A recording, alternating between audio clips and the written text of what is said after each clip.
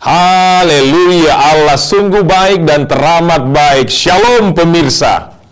Selamat berjumpa kembali dimanapun Anda berada dalam program pencerahan rohani lewat pelajaran Sekolah Sabat. Kali ini kita berjumpa dalam episode ke-6 yang berjudul Memuridkan Orang Biasa. Sebelum kita melanjutkan pelajaran kita, mari kita tunduk kepala dan kita sama-sama berdoa. Bapa yang baik dalam kerajaan sorga, terima kasih, terpujilah namamu ya Bapa yang telah memberikan berkat dan perlindungan hingga pada saat ini. Kami mohon tuntunan Roh Kudus agar kami dapat mempelajari firman Tuhan dan menghidupkannya dalam kehidupan kami. Di dalam nama Yesus kami berdoa. Amin. Firman Tuhan di dalam Markus pasal yang pertama ayat 16-18 berbunyi sebagai demikian. Ketika Yesus sedang berjalan menyusur danau Galilea, ia melihat Simon dan Andreas saudara Simon. Mereka sedang menebar jala di danau, sebab mereka penjala ikan. Yesus berkata kepada mereka, "Mari, ikutlah aku, dan kamu akan kujadikan penjala manusia." Lalu mereka pun segera meninggalkan jalannya dan mengikut dia. Pemirsa, di dalam episode yang ke-6 ini, judul atau tema pelajaran Sekolah Sabat kita adalah memuridkan orang biasa. Kalau kita melihat Yesus sesungguhnya melihat dengan kacamata yang seringkali berbeda dengan kacamata yang digunakan oleh manusia. Yesus melihat betapa sia-sianya kebesaran dan kehormatan duniawi. Pada kenyataannya orang-orang yang dianggap sukses pada zaman Yesus, seperti orang Farisi, orang Saduki, pejabat Romawi, mereka lah yang justru mempersulit kehidupan Yesus.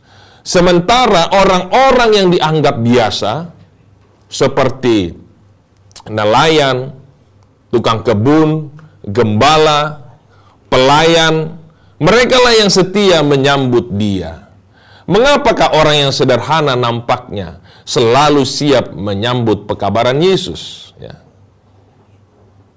Kalau kita melihat status daripada gembala pada zaman Yahudi, zaman bangsa Israel pada waktu itu, orang Yahudi melihat status martabat gembala itu sangat rendah, sehingga kesaksian seorang gembala tidak dapat diterima di dalam sebuah pengadilan.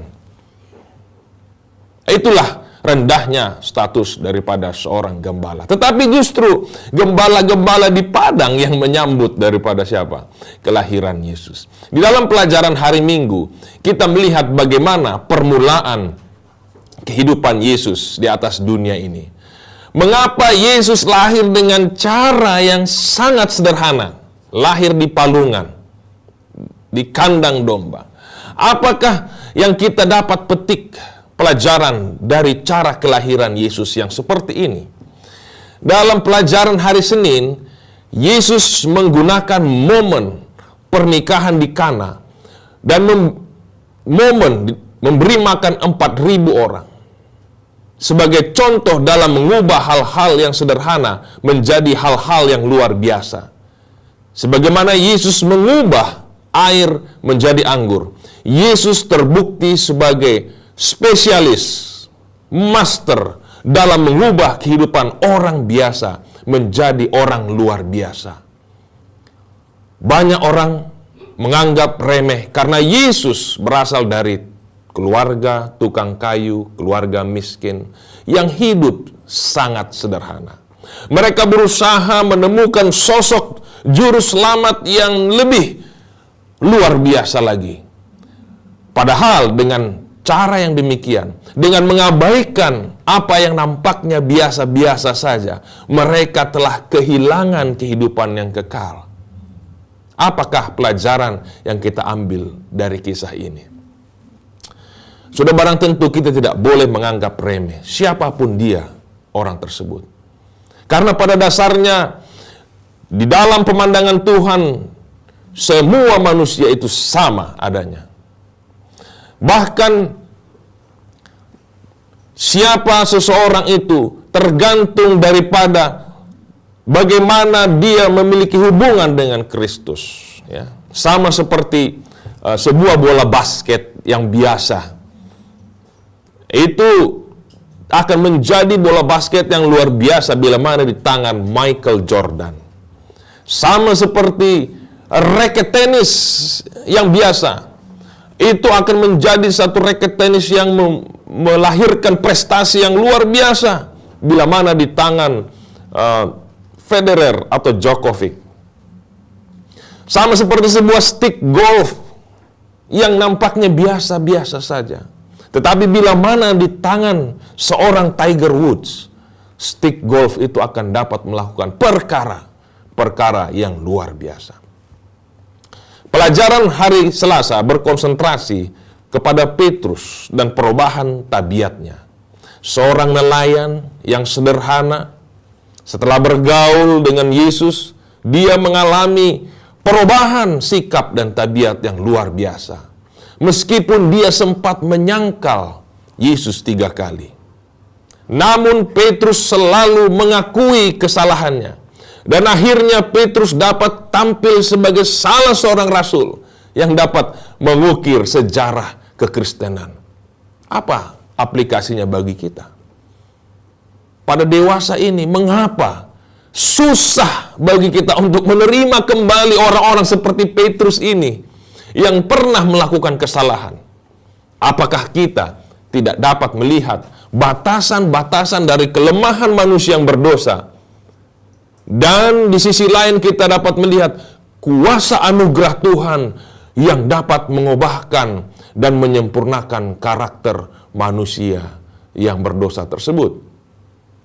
Saudara pemirsa dimanapun Anda berada, tidak peduli apapun status yang Anda miliki, salib memiliki manfaat yang sangat bernilai dan tidak terbatas dalam kehidupan saudara. Status yang kita miliki tidaklah terlalu penting dalam pemandangan sorga. Bahkan kecenderungannya, penilaian yang kita terima dari dunia ini sangat jauh berbeda dengan penilaian sorga. Mungkin salah satu daya tarik jemaat yang mula-mula adalah oleh karena jemaat mula-mula tidak memiliki perbedaan status sosial di antara mereka, di mana tembok-tembok pemisah telah diruntuhkan.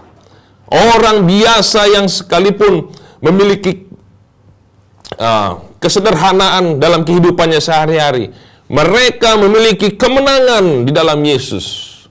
Dan Yesus sanggup merubah tukang kayu, pemungut cukai, nelayan, imam, pria, wanita, bahkan para pejabat Romawi sekalipun yang dianggap orang yang tidak mengenal Tuhan. Orang kaya, orang miskin, mereka semua dapat duduk bersama menikmati persekutuan yang indah dalam Yesus Kristus. Bahkan mereka dapat saling membasuh kakinya satu sama lain. Pada kenyataannya dan sepatutnya lah, umat Kristen adalah suatu masyarakat yang tidak mengenal kasta maupun golongan. Inilah yang menjadi fokus pelajaran kita pada hari Kamis. Inilah yang membuat gereja sangat menarik pada zaman rasul-rasul.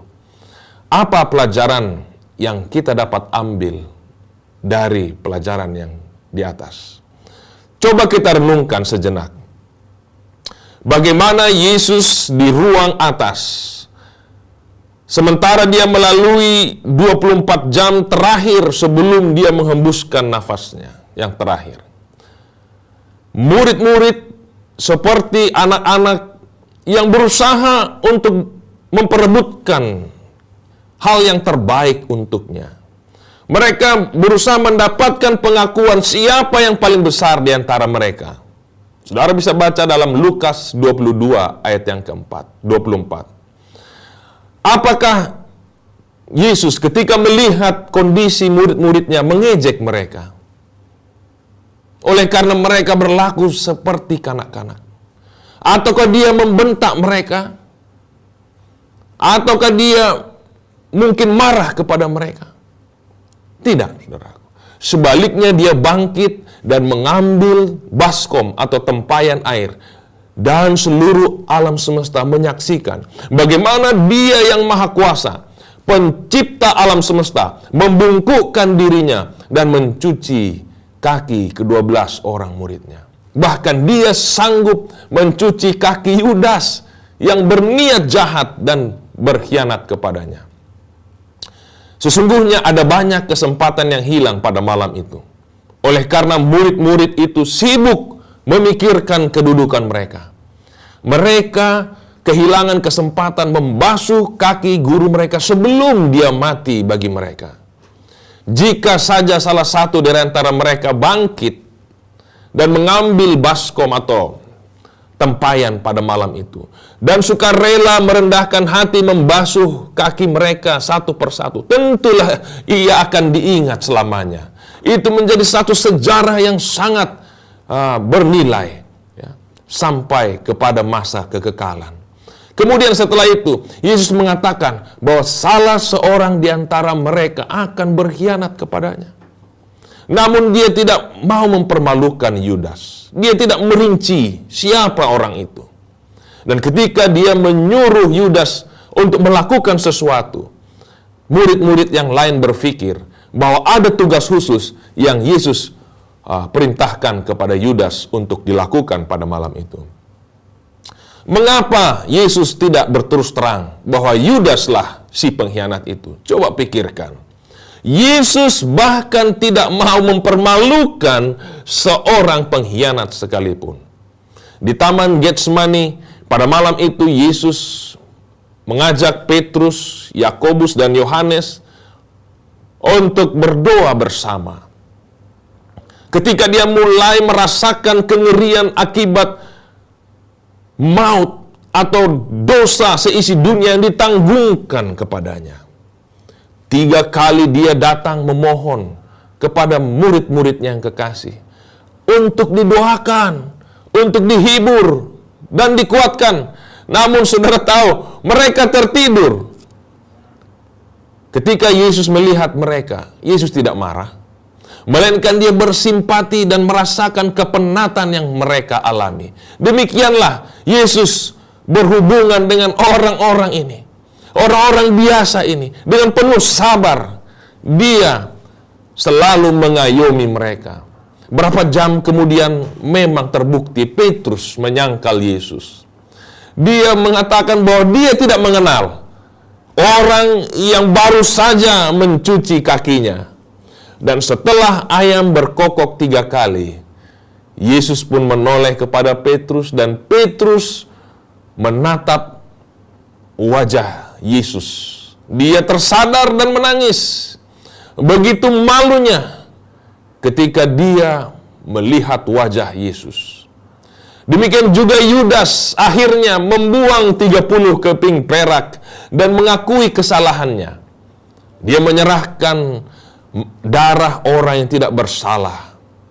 Bahkan gurunya sendiri dia khianati. Orang yang baru saja membasuh kakinya yang kotor, dia telah khianati. Akhirnya Yudas mati bunuh diri.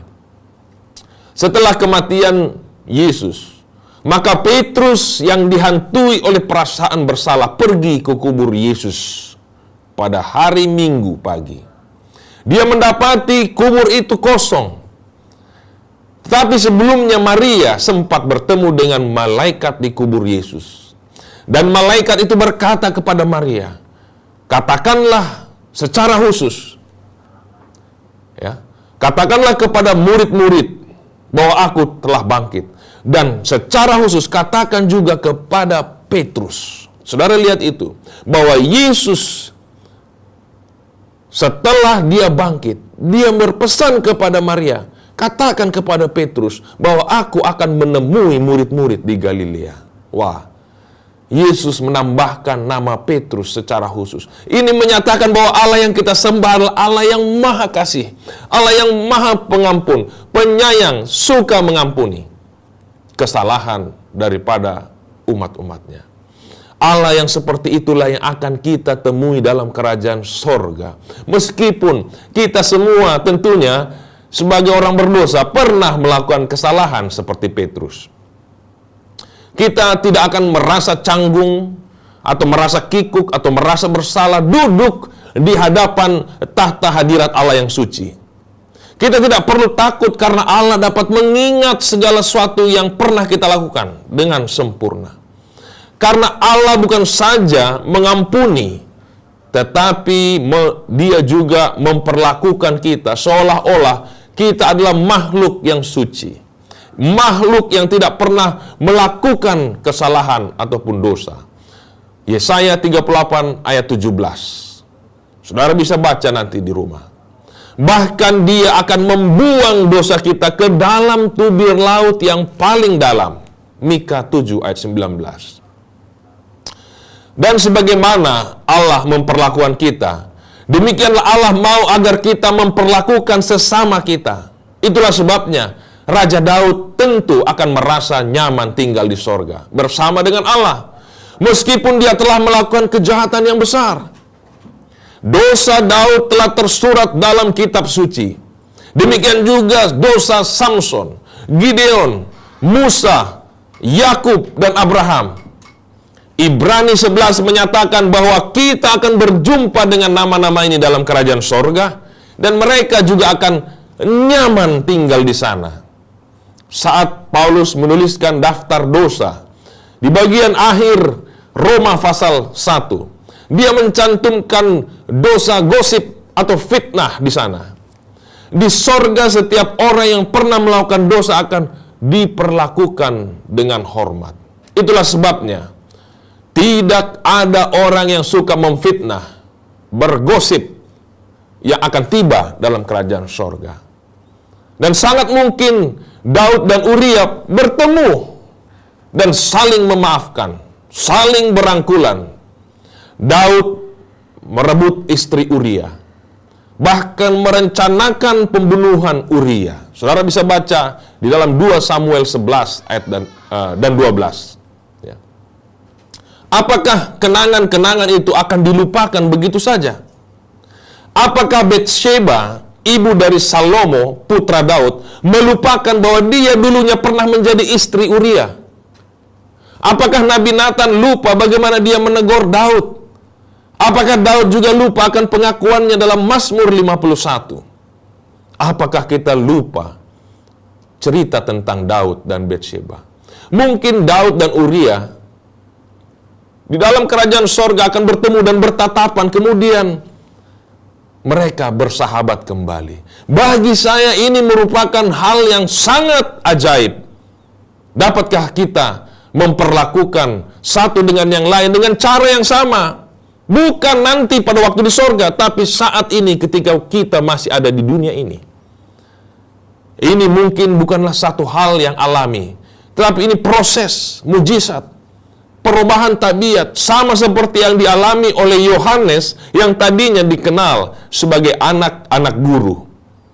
Anak-anak petir yang gampang marah, yang suka marah. Tetapi dia kemudian berubah oleh kasih karunia Yesus menjadi Yohanes yang kekasih.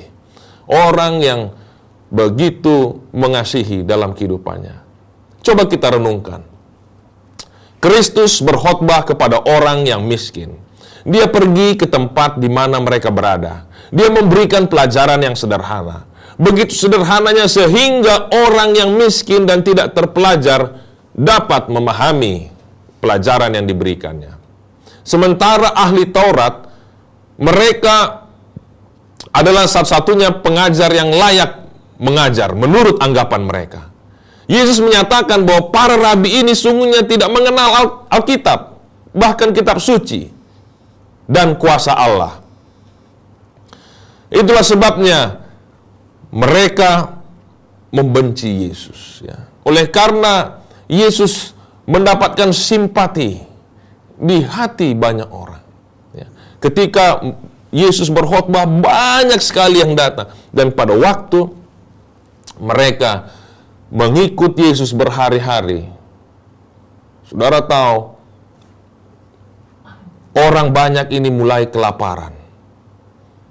Ya. Di satu peristiwa, dengan 5 roti, dia memberi makan 5.000 orang. Di satu peristiwa dengan 7 roti, dia memberi makan 4.000 orang. Ya. Apa yang kita ambil dari perumpamaan ini, dari kedua peristiwa ini? Semakin besar kontribusi yang diberikan oleh manusia, semakin kecil mujizat itu terjadi. Coba bayangkan, pada waktu dikumpulkan ada 7 roti untuk memberi makan orang banyak pada waktu itu, yang diberi makan hanya 4.000. Tetapi ketika hanya 5 roti, itu sanggup memberi makan 5.000 orang. Haleluya. Bahwa kuasa Tuhan tidak dibatasi oleh apa yang ada pada manusia. Saudaraku, siapapun Anda, pemirsa, dimanapun Anda berada, jangan pernah melihat status kita yang sederhana, biasa-biasa saja. Di dalam pemandangan Tuhan, semua kita berharga, bernilai, seharga dengan darah Yesus, ya. Yang penting apa saja yang kita kerjakan dengan kedua tangan kita, kerjakanlah dengan sebaik-baiknya. Bukan untuk manusia, bukan untuk pimpinan, tetapi untuk Tuhan. Maka Tuhan akan melipat gandakan hasilnya. Semoga lewat pelajaran yang sederhana dan singkat ini, kita dapat berinteraksi dengan orang-orang yang dianggap dunia biasa-biasa saja. Orang-orang yang sederhana, namun mereka adalah orang-orang yang sangat memiliki potensi yang tidak terbatas di hadapan Tuhan, yang dapat bekerja untuk kemuliaan nama Tuhan. Kiranya kita dapat memuridkan mereka, sehingga lebih banyak lagi murid yang akan dikumpulkan dan dibawa dalam kerajaan sorga. Tuhan memberkati.